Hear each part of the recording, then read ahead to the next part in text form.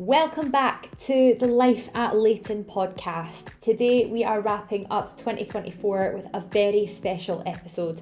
Joining me today is Liam Keep and Will Kendrick from TotalJobs, the UK's largest hiring platform.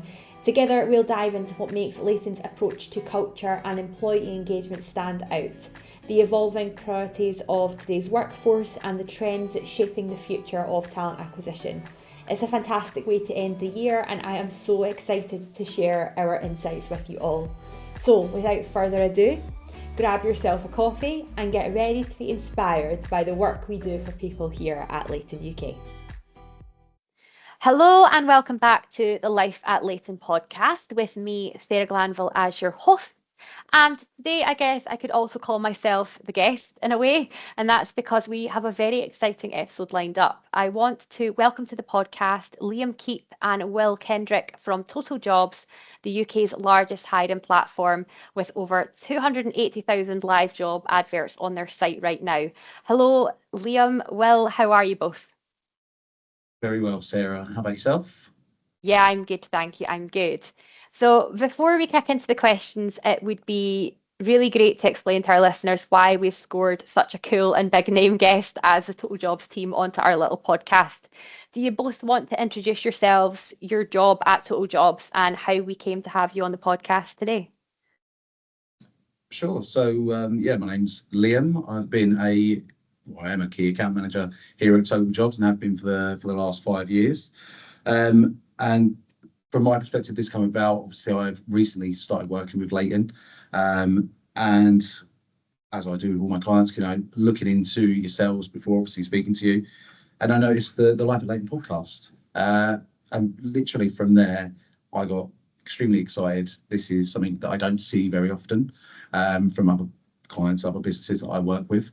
So it was a real kind of engagement piece for myself to understand how you've kind of come about doing this and getting that understanding from our side, and then sharing some of the insights that we have into what candidates look for and in terms of the market, and really see if we can bring some stuff to the table that improves upon this podcast for yourselves and gives you some more talking points around that. Great, thanks. And Will? Thanks, Liam. My name is Will Kendrick. So I run a team here at TotalJobs, which focuses on servicing our largest clients within the professional services sector. So obviously this fits in really nicely, speaking to yourselves at Leyton, obviously within the professional services sector. And I have a keen interest in data. And I think that's really one of the main reasons why I work very closely with Liam, and he was telling me about the great work that you're doing on communications with this podcast. And I wanted to see if I could support, really, because we have as you can imagine, as a job board, we have such a lot of data, and it's not just about the data we have, it's about the trends that we get from that data. So when I saw the questions that you wanted to hear about, was quite interested to if you like, get some of the work that we've been doing here within our data team to actually say, well, what is it actually meaning? What does it mean? We're living in a very changeable world at the moment, and it allows us to say, well, look, this is changing, and this is what we need to do to react to those changes. So there's some interesting stuff that I look forward to sharing with you later. Yeah, I'm looking forward to that. We're going to do a bit of back and forth here. So I've got some questions for you guys, and you have some questions for me. So Perfect. yeah, as I alluded to in the introduction, we're going to kick off the podcast with you as our host today, Liam. So you have some questions for me. I'll quite happy to just pass the reins over and you can ask away. Taking the torch now. It's like being starstruck right now. The amount of the podcast that I've watched already. So I suppose the first question that I had initially when looking at the podcast that you've done before, like I say, it puts Leyton quite far ahead of the curve in what I've seen other employers doing in terms of your compensation offerings that are on your site, your approach to employee engagement. So I just wanted to understand, first of all, what made Leyton as a business focus on, the cultural aspects of your organisation in comparison to others. Yeah, I think that for the most part, our people team at Leyton and the wider senior leadership team have a really holistic view on talent retention. So there's been a recognition for the last few years that a competitive compensation scheme alone doesn't guarantee that retention, people are going to stay within the business. So culture really has become the kind of key differentiator. So not only, being able to identify, I guess, what is your culture, and then honing it, improving it, and also being able to attract people who are actually wanting to work in that environment, because every business has a very different culture. And I think for Leyton, it's become very apparent over the last few years that we have a culture that's based on offering, having exceptional people in the business, offering exceptional service to our clients, and that delivering exceptional results. And exceptional is the key word here, and we expect people to be exceptional, and that's a high expectation, and we like people who want to rise to that challenge. And that's quite a key culture that we have developed over the last few years. But also, when you're hiring into that culture, there's no hiding that it's a high performance environment. We're looking for people who want to work in that sort of environment. On that same note around culture, something that's been massively important to us to develop and to keep sort of focused on is that we want to be very employee centric, and we are very employee centric. So that's acknowledging the importance of employee recognition, well-being, work-life balance, and professional growth, and how important all those things are in fostering loyalty and also productivity. People like to stay in organizations where they are doing well, and in order for people to do well, they need to feel recognized, that their hard work is being seen by the people that matter, that their well-being is prioritized. So that's both like physical and mental well-being, and also being able to be afforded a work-life balance. So they work hard, they deliver a lot, but we're also having an understanding that people are whole people with whole lives and different things that they need to balance, and that the work is a part of that.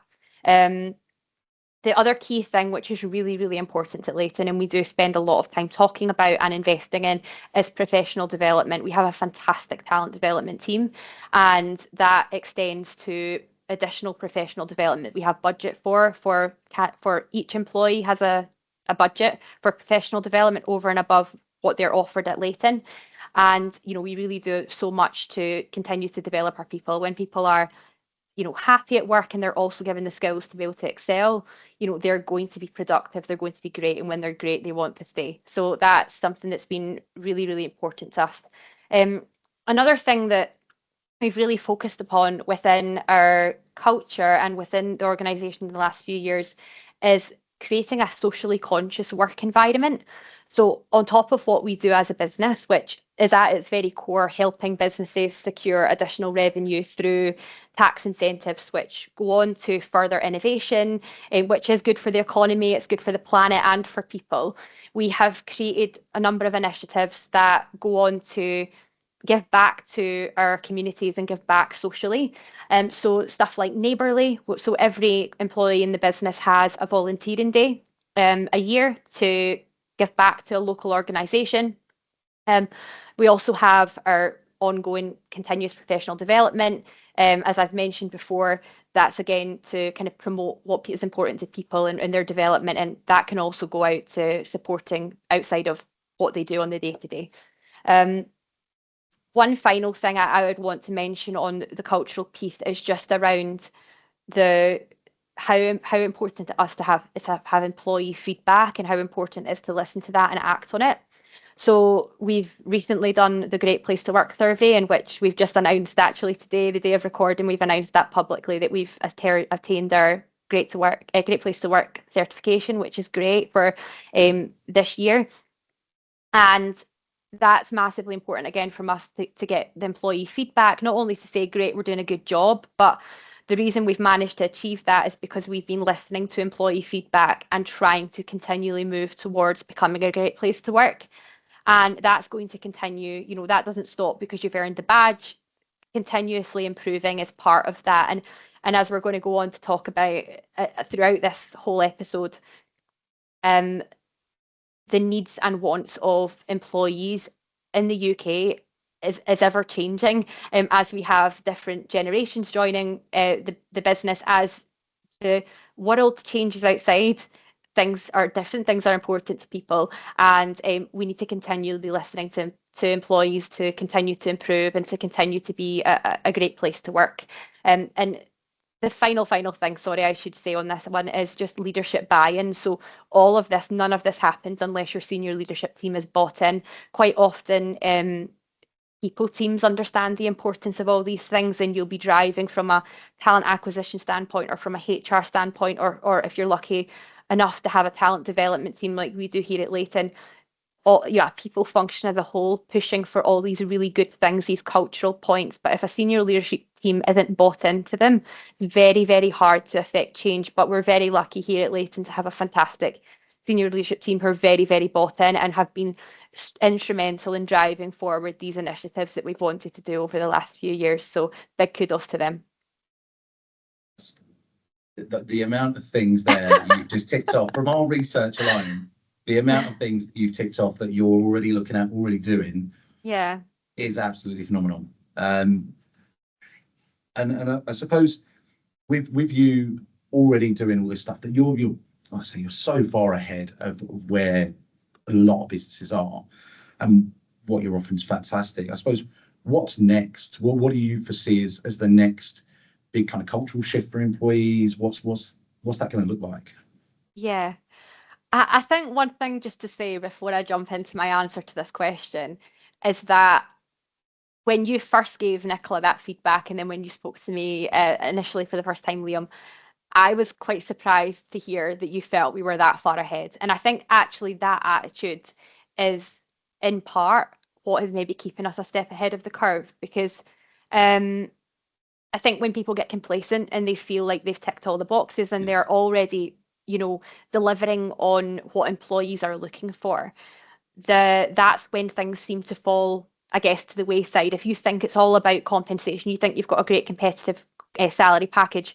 The reality is that the cost of living is changing, the market's competitive, candidates are in high demand, and before you know it, you're probably not that far ahead anymore.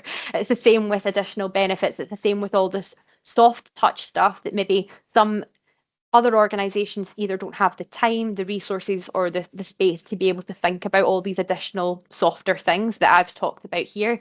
But the reality is that you don't need to have unlimited resources or limited time to be able to do some of this stuff. It's just a genuine care for the employees that you're working for to kind of drive that forward, and to always be thinking, what more can we do? And the work is never finished. That's like my favorite saying. The work's never finished. There's always something else that we can do to make a marginal gain to get a little bit better at whatever it is that we're doing. So you asked about the I guess, what do we see here at Leyton is maybe the important trends to keep an eye on and what we're going to be focusing on next. I think the first thing I'm going to talk about is potentially something that underpins a lot of the other things that I'm going to mention, but employee well-being and mental health support. It's really tough out there, and everyone is becoming more and more aware and confident to talk about their own well-being and mental well-being, and I think employers need to keep up with that. Especially when you think about the sort of culture that we drive here at Leyton. As I say, we're not shying away from the fact that we have a high performance culture. We are looking for exceptional. We expect exceptional for our clients, and we expect exceptional results. We need to give people the tools to be able to be exceptional, and that isn't just all the sort of professional development stuff. That's also their well-being and how they are themselves in themselves. So increasing emphasis on mental health resources. So that includes, employee assistance programs and potentially counselling sessions, wellness programs, alongside all of the other sort of flexible benefits and things that you can look at to help people be their very best version of themselves. Personalised career development. I think that no one comes to work wanting to be rubbish at their job, right? Like, everyone comes to work thinking that they want to be good at what they do. And in order to be able to give people the tools to be able to do that, I think that people need to be or employers, sorry, need to be prioritising personalised career development. So it could be that someone has very high ambitions, and that is great, that they need the skills to be able to meet that. But also that could just be someone wants to be really good at their job. And I think that everyone should be given or afforded opportunity to be able to do that. And that's something that you can see, you know, employees are seeking tailored career pathways with clear growth opportunities. So employers probably should be thinking about that and thinking about additional programs that will help support that, whether that's like mentorship programs or you know, coaching opportunities internally, sponsorship internally for career progression. And something that I guess we're seeing is ever more present as the younger generations are joining the workforce. And I can't say that I'm the younger generation in the workforce anymore, but something that's definitely important to me is purpose-driven work. So candidates are increasingly drawn to organisations with a strong social responsibility and sustainability values. They want to be doing work that really does make a difference. So I think that comes down to you knowing your product or your service offering really well and understanding how that gives back to the community and being able to articulate that, but also doing all the additional things over and above. We're really lucky here at Leyton that I genuinely do believe what we do as an organisation is good for the planet. It's good for people. It's good for the economy. And I can articulate that from a product level, but also all of the additional stuff that we're doing on an ESG front, being very, very confident to talk about the ESG work that you're doing, all the programs that I mentioned earlier, like Neighbourly, all of those things that really go towards helping people feel like they have a purpose in their role and that they're excited about what the bigger picture thing is of what it is that they're doing in their role and their job. Of course, flexibility, hybrid work models, it's the buzzword I'd say probably at the moment. Everyone seems to be talking about the return to the office. There is a growing demand for flexibility and for arrangements to be made that allow people to balance their professional and personal commitments. Here at Leyton, we are very, very clear. We have a 3-day in-office policy. Now, that isn't remote, and there's no way that we can dress that up as remote. We have a 3-day in the office working policy. You go back to talking about when you get to know your culture and being very honest with candidates. The same thing goes in my mind with the flexibility and the hybrid working model that you have in your organisation. People want flexibility, but some people also want to be in touch and in the office. Like I'm at home today because I'm recording podcasts and it's easier for me to do that at home. But I love being in the office, and that's part of Leyton's culture is you be around the people that you work with and fostering collaboration. And that's really, really positive and important. But for some people, that's just not right. So we can talk about flexibility. We can talk about having hybrid work models, but being very clear with candidates on what that looks like and what that is to your organisation and why. And the right people will come, and the people who are not meant to be here will not be here. There's no point in dressing up your flexibility models to look like something that it maybe isn't. So that's I guess my thoughts on the flexibility piece. And the last thing on the future would just be around, you know, enhanced digital employee experience. So making sure that you're leveraging technology that people work on, of course, but also really from a candidate onboarding experience standpoint. So how can you make the whole candidate journey as seamless as possible using digital tools into the onboarding process and the training processes that you offer internally? A lot of fear I've found in talent acquisition around AI use. I was at the British Recruitment Awards recently, and there was a conversation on utilising AI and candidates using AI, and there was a real feeling in the room that this was this terrible thing. And I was like, am I the only one in here that actually thinks that people using AI is not a bad thing, and that we should be looking to attract people who are confident using AI because it is the way that the world is moving forward? And I think businesses and talent acquisition teams need to stay on top of that. Starting now, if you haven't already, you need to be looking at a digitisation journey for your candidates. So yeah, that was my answer to that question. Do you know what? This is why I say you're so far ahead. I mean, even in our most recent survey of candidates, 93% of them said that working for a sustainable business, a business that has a sustainable model, is very important to them. And you are already there. Like you're already looking at that kind of thing, and you know, it just amazes me. And I suppose what's my next and last question then I suppose would be, what's the cultural shift been like since launching life at Leyton, since going down this journey of really changing the whole cultural aspect of the retention, the learning, the employee engagement. What's that meant to the success of the business, and how's that evolved and changed the business? Yeah, I mean, I think we were chatting before we started, Will, and we were talking about maybe where Life at Leyton Podcast has come from. Life at Leyton Podcast was always about showcasing life at Leyton for our external candidate audience, people who were thinking about joining Leyton. And the ethos, or the way we wanted to do that was to showcase employee stories internally. So talk about the people that are Leyton UK, because I've always believed that that's been the reason that people stay is because the people that work here are amazing and they love the people they work with. That was the initial reason when I first started, why people were here and why people were here for the long runs, because they loved working with who they worked with. So I wanted to be able to create a platform that we could showcase that. We all did as the TA team. But since doing the Life at Leyton podcast, I don't think that it's it definitely become an employee engagement tool. We've seen such participation from people within the business on initiatives like the Life at Leyton podcast, but also all the video content that we were doing throughout the year. Last year, we created so much recruitment marketing material with videos, and people really bought into that, and it's helped us to improve or build upon our external employer brand, which has been really key in continuing to attract the right people to Leyton UK.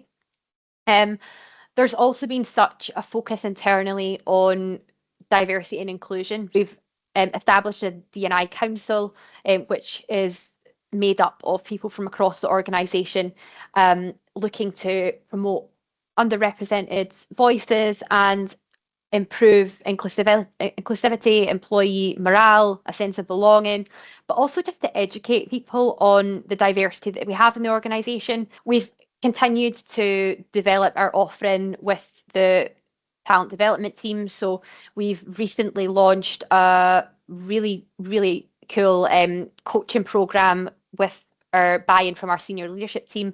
So offering effectively coaching and mentorship across the business to anyone who wants it with our senior leadership team. So that's in collaboration with my sales coach, who helped facilitate that for us. But that has really helped to contribute towards a sort of culture of continuous improvement and boosting employee confidence and skill sets. They're able to meet with people at the very top of the business and have mentorship and coaching conversations. We have seen a real improvement in retention, and there's loads of work that's gone into that. That's not just about what we've been doing here. It's all of the things that I've mentioned, that real drive towards making this place an exceptional place to work. We have managed to improve employee retention over the last few years, which has been fantastic. And again, a really strong emphasis on a collaborative work environment. There's been massive investment in our office spaces. So I talked a little bit earlier about the return to the office, and we are in 3 days a week, and the business has invested massively in developing office spaces that people will want to be in, but collaboration spaces in a more social environment in the kitchen and the little breakout spaces across the office that people can meet and collaborate. And yeah, we've had a really successful couple of years. Overall business success has been great, and that just really comes down to, I think, having the right people in the business who are bought in, who are engaged, who are invested in, and that has driven higher engagement, but also has driven productivity, and it's translating into better client satisfaction and business performance. We've hit 4.8 stars on Trustpilot, which is just amazing. We've really driven that this year to see a touch point in where we are with clients, and the feedback has been fantastic. But again, it all comes down to that exceptional people, exceptional service to clients, and then that leading to exceptional results, which we have seen over the last few years, which is great. Great, you blow me away. Absolutely blow me away. But that was the last of my questions. So, and I know that you've got a couple for us, obviously, into into the markets and the candidates and everything. So I'll let you fire away now. Thank you. Thanks, Liam. My first question for you both is, based on your data and insights, what are the top priorities candidates consider when choosing an employer, and how have these shifted over the last few years? Great. I'll take that, Liam. First of all, I just want to say when you're presenting data and you're following someone who's also talking about their own experiences, sometimes the data that I'm presenting doesn't match with the person that's just come on before. So first of all, the great thing is that everything you've said there is what we're seeing that's represented in the marketplace, which is great, and obviously from the conversations I've had with Liam, who's had a lot of conversations with yourself and your colleagues, I wasn't surprised about that, because you're doing some great stuff, and actually you're doing a lot of stuff that we're seeing in the marketplace. So that leads me on quite nicely in terms of looking at what we're actually seeing, and as you said, what priorities candidates are having when they're looking for a new job. But it's more than just a job. It's looking for what kind of organisation and employer do they want to work for. There are always going to be some consistencies, and these consistencies that we've seen. I would say, since let's say from the beginning of the 2000s. When we kind of started in terms of online digital recruitment, what we've really seen is that there's always going to be the job security. That's always been quite high. Salary. More recently, probably not then, but more recently, it's the work-life balance. So there's always going to be that. Those two are very consistent. Then there's other things, I suppose, further down. There's other things which are like I said earlier, the financial compensation. That could be the fixed compensation, but also from bonuses as well. And then relationships with colleagues. They all seem to be consistently high. But what's really important is that, and to the second part of your question, is that changes over time. And so what we've seen is there is, particularly if you look at it's a bit like, I don't know, the top of the Premier League this season.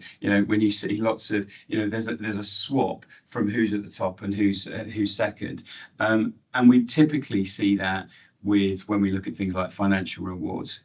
Let's say, and you alluded to it earlier, to the first question that you answered, is that once you start seeing taxes go up, or once you see the general cost of living go up, then obviously the priorities of a candidate are going to change, because they've got mortgages to pay, they've got bills to pay.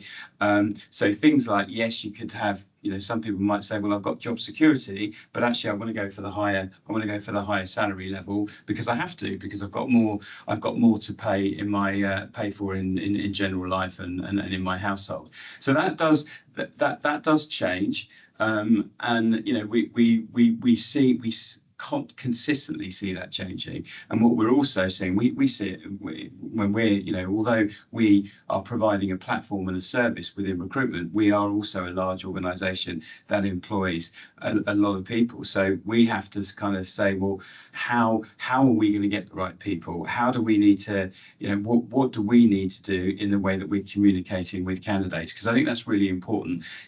Yes, if we know that the priority is going to be on financial, then do we do things like actually have some companies don't want to put the salary on the advert. So it's really things like that of how do we engage with the right audiences to make sure that we're getting the right things across.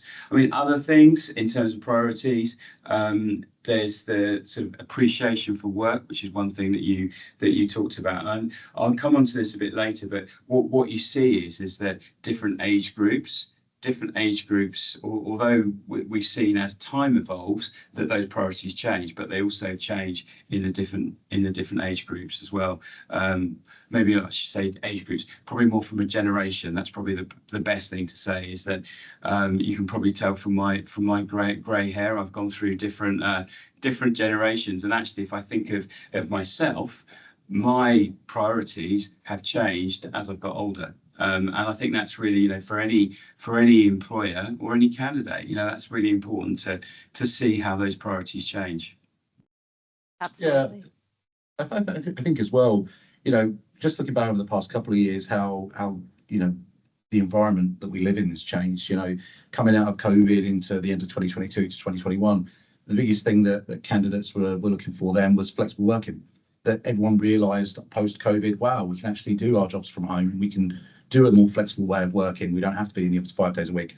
So then that became the biggest shift. And then, you know, 2022, when the cost of living went up and, you know, prices increased dramatically over the course of the year, finance then took the biggest brunt of that, because it was, well, it cost me more to live now and I need more from the company I'm working for.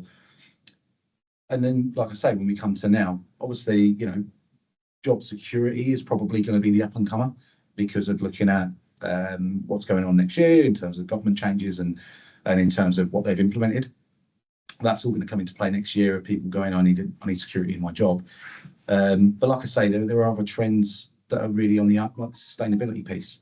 You know, companies that are sustainable, people are more concerned now with, what does my company represent? What is the brand that I work for?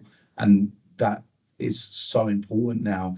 The survey that we actually done showed that some candidates would actually opt to take a pay cut if their company was more sustainable than who they're currently working for. So there is a big shift there in terms of the mentality of candidates. And I think, especially like Will said there, you know, that the generational piece is really kind of showcasing and coming into play with that. But yeah. Yeah, I think that leads really nicely onto my next question, which was how do the needs and expectations of candidates differ across generations, and what trends are you seeing in how companies are successfully engaging both older and younger talent?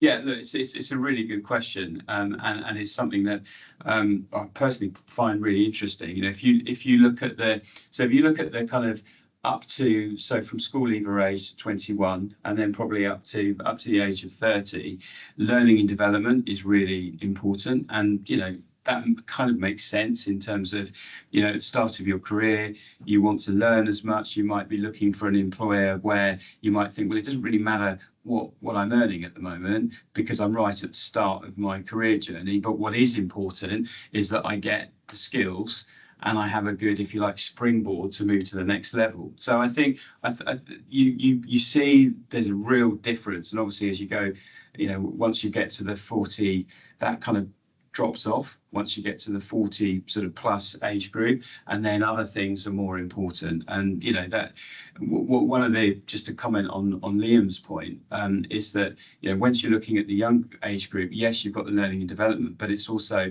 the purpose of the company, and that is really important. I mean, you know, when I was looking, you know, straight out of university looking for a job, I mean, I didn't know what a green, you know, if someone asked me what a green company was, I probably thought, well, does it have green in their logo? Who knows? But it wasn't, you know, it wasn't something that was really important to me, where it is now, you know, because it's really changed. Of people want more from an employer. You know, they want to. It's not just about what they earn. It's also about, you know, how does it, you know, does it fit into their beliefs? Does it, whatever they believe in the world, you know, does it's really important. I think there's a lot more that people are looking for from an employer. Obviously, as you get older, as I said, you know, things naturally change. And then once you get to so we've done got a big survey that we've done, which we probably should have said at the beginning. TotalJobs is part of an organisation called Stepstone, and Stepstone is a global organisation that has recruitment solutions and platforms all over the world. So we're a large organisation, which again means that we've done lots of surveys and we have a lot of data, and that data we've done a really good survey which breaks it down by age group. If anyone does want a copy of this survey, then please reply to this podcast. And Sarah, if anyone wants to contact you, we're happy to talk to anyone who wants some more details on this. But essentially, once you get to the kind of particularly the 51 kind of plus brackets, then we see people. Probably not as much, but there are pockets of people are still focused on learning and developing. But what they're also we see more of a focus on, and quite interesting actually, one of the big focuses once you get to that age group is the relationship with superiors and others becomes more important. If you look at the, I'm just looking at the graph now, where anyone in the kind of under 21 and the 21 to 30, the relationship with superiors is way down. I mean, it's one of the most, it's way down. And there's other things, which is the the reputation and financial stability of the employer is much more important with the younger people. But then when you look at the kind of 50 plus and the 60 plus, the relationship with superiors and the appreciation for work is a lot higher than it is with the younger, which is really interesting. I mean, not surprisingly not surprised to hear that the work-life balance is actually top in all of them. So from the 21 to 30, 31 to 40 and upwards, that is the most important. And then interestingly enough, in the under 21, job security is the highest. So actually job security, which I was quite surprised about, job security is actually higher than the work-life balance. So there's lots to unpack there. But I think it's really interesting that candidates, and again, I've seen it myself, is that as you get older and you go through life, then your priorities change. And I think what's really important, and you alluded to this, Sarah, on many occasions, is that what's really important is that employers are understanding this, right? You understanding that you can't have everyone, the same. There is that saying, if everyone was the same, then the world would be a boring place. Well, it's the same within an organisation. If you have everyone the same, then you're not going to be able to achieve the objectives and the strategy that an organisation has set out. And you're also not going to solve the problems that you have if you have everyone the same. So that's why it's really important that every candidate is making it clear what they want out of an employer, but also on the other side that the employer is making sure that they're communicating in the right way and they have a place of work for the different age groups. And I think the other thing just to point out here as well is it's really important that there is this, if you like, the perception.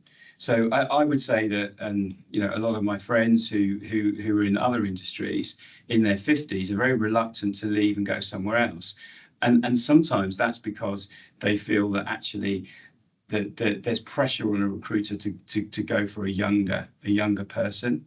And I think that's really, you can see that in the results here of job security, of getting on with your superiors for an older workforce. So yeah, look, it's a great question. I could probably talk for hours about it because I'm quite keen to understand more and quite passionate about how that changes as you go through the journey. But yeah, hopefully that answers your question. No, that's great, and it's. Like, I think you just hit the nail on the head when you're saying that like employers just need to understand that everyone's not the same and that everyone has different drivers. And yeah, I think it's important to understand the nuances of that as generational wise. Like if we're wanting to attract the youngest, newest, freshest talent that are going to come with a whole host of ideas and questions and good questions that are going to drive the business forward, we need to looking at a way to attract those. But in the same vein, there's so much experience and depth of knowledge that can be gained from the sort of that the oldest generation in the workforce that we also need to be making sure that we're making room for and attracting those people and making sure that they feel like they would belong in that same environment. Sure. that suits someone who is just out of school or just finishing university. Yeah, agreed. And unfortunately, there is a bit of age bias that we do see in the recruitment process. So there's some interesting stats actually here on a survey. So 1 in 3 job seekers over 50 worry that their age limit will basically affect their chances of getting hired, which is that again a similar stat. 1 in 4 job seekers refrain from applying jobs due to feeling old. 42% of recruiters, and this is to my point earlier, 42% of recruiters feel pressurized to hire younger candidates. So already, even before someone is actually at the interview process, that could have a negative effect of whether they're going to be employed or not. 59, this is the last stat I'm going to give you, 59% of recruiters admit to making age-based assumptions. And this is why it's really important that, all of us within the recruitment industry, that we do something different. We need to do something different, because as I said earlier, the world's a boring place if everyone's the same. Companies need to realize that actually by having a sort of inclusive and a very, if you like, mixed in terms of skills and experience workplace will mean that you're a lot more effective. So we really need to get rid of that bias that is in the recruitment process. 100%. I think it's like every single bit of data that we can get tells us that more diverse teams do better. So it's so important that's not just a ethnicity that's not just from an ethnicity standpoint or a gender standpoint. That is, as you say, age as well. And the more diverse our teams are, the better we're going to be. I think it's interesting. It maybe goes back to that digitization piece and how talent acquisition teams can continue to utilize the tools that we have available to remove the human element, because bias is hard to remove. It's something that's so people don't even, it's unconscious. Some people don't realize that they have it. So I guess there's so much more we can do to try and utilize the tools that we have at our disposal to further our ability to recruit diversely. My final question for you both: what role do you see employer branding and talent attraction playing in the future of talent acquisition, particularly as it relates to gender diversity and creating inclusive workspaces? I would say it plays a huge part. Absolutely.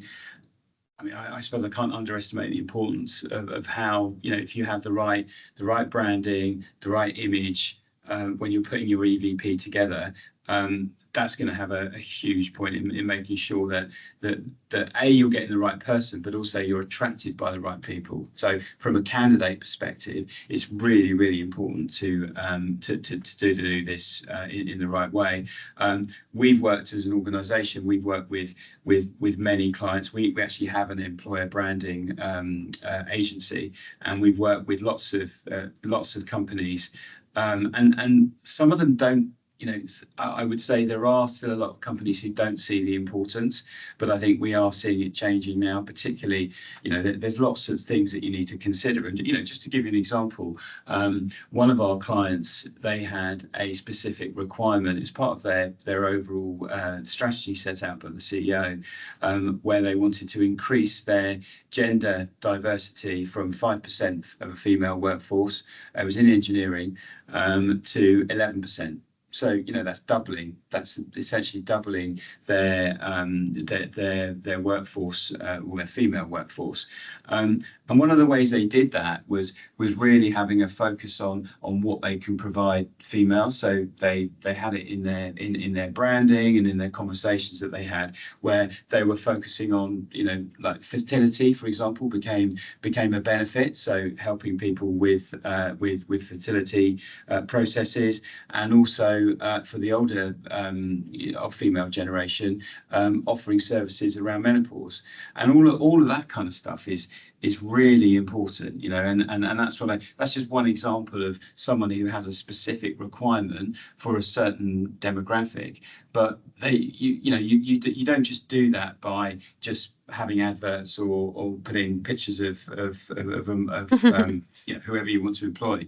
But what you can do is you can look at the benefits, and you can look at basically building a story. So I would say, look, it's really, really important to get that right, and to get that, again, to what Liam said, if you've got a younger generation who are very focused on sustainability, and they want to work for a green organisation who holds that as part of their priority, or very close to them, then it's important that actually you need to include that in your employer branding, because that's how you're going to attract the right people, which in turn is going to make sure that you're more of a successful organisation.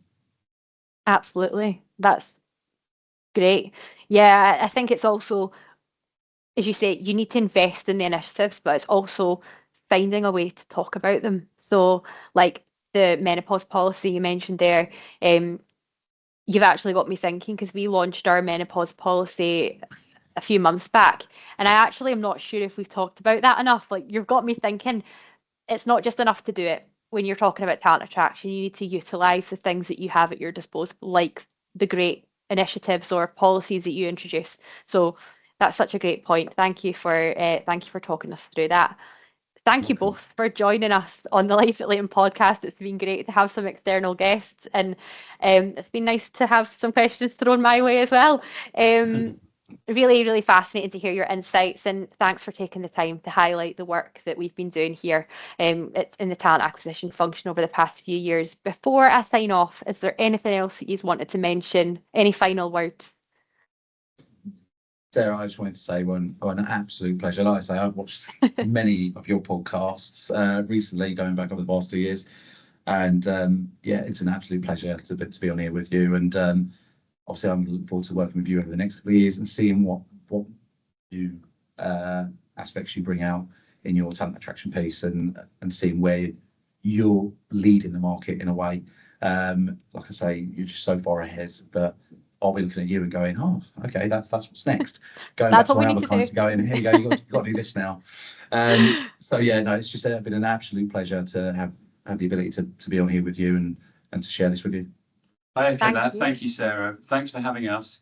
We really enjoyed it. Got a lot out of it. It's good to hear all the exciting things that you're doing. And yeah, look forward to the next one. If you ever want us to come on a podcast again, just let us know. We really enjoyed it. So thank you. Well, maybe we need to do a follow-up next year then, see where we're at. Let's do it. No, Let's do it. thank you both so much, and thank you to everyone for listening along at home. That's it for the Life at Leyton podcast for 2024. So I do hope you all enjoy the holiday season, and we will be back for more in 2025. Thanks.